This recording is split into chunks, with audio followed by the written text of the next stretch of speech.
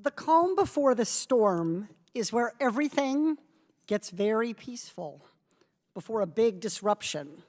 Congress gets this phenomenon. It's like last week's calm district work period before now facing a month of unpredictable governance in the House. While it's easy these days to predict chaos in our politics, Congress also needs to spot other possible disasters while we are in a calm period. So I want to thank my colleague, Chairwoman McClain, for calling this hearing. Too many of us get lulled into a false sense of security, and nowhere is that truer than with financial crises. Over and over again, when the economy is strong, politicians are so busy taking credit that they fail to see storms on the horizon. Last spring, government leaders were shocked when Silicon Valley Bank, Signature Bank, First Republic all collapsed. Most folks hadn't thought about bank failures since the financial crisis of 2008. But all of a sudden, those banks failed. Businesses were at risk of not making payroll or failing, deepening the storm. Even though we weathered that storm, the government should have seen it coming. Why didn't we? Maybe because Congress was negligent during the calm. In 2018, Republicans were joined by over 4 dozen Democratic lawmakers to greenlight a bill that made it easier for banks to legally take a position where the banks would be less likely to be able to pay their depositors when they wanted their money back. That law increased the risk of a storm. But Washington was too busy enjoying the calm to prepare for it. The 2008 financial crisis is the same story. Washington thought that mortgage markets would be okay. Mortgages where you can choose what to pay? Lending 115% of a home's value? What could go wrong? Besides everything.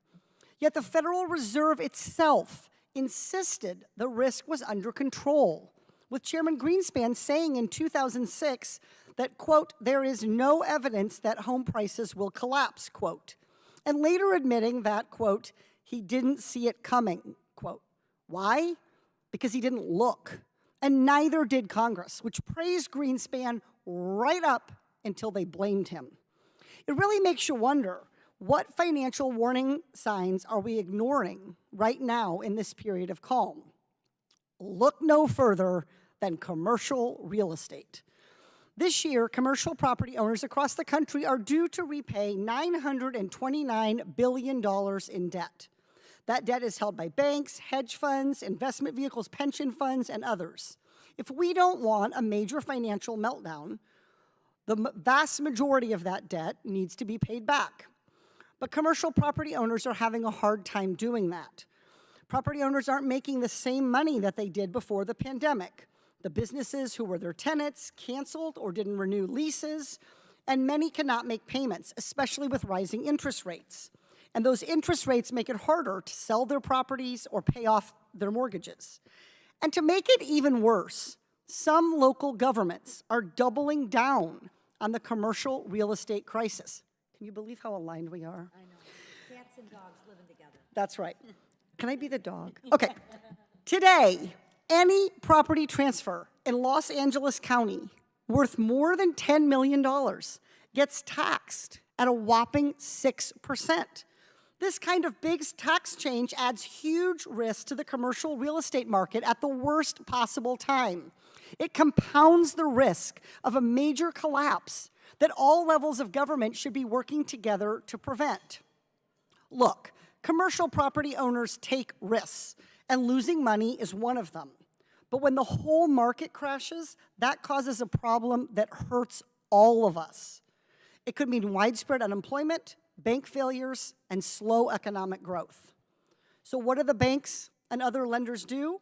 They keep extending due dates for loans, hoping that commercial property owners will eventually get into a better place to pay them back. But that hasn't happened even after a few years of extensions. Ultimately, property owners will need to pay back the loans or they will default on them. Those are the only two choices. The longer we postpone the outcome, the bigger the balance grows and the greater the economic risk becomes. Problems never get smaller when you push them into the future. and this one will get bigger. Let's try to prevent or minimize a future storm for our economy while we're still in the calm. I yield back. Thank you. I am pleased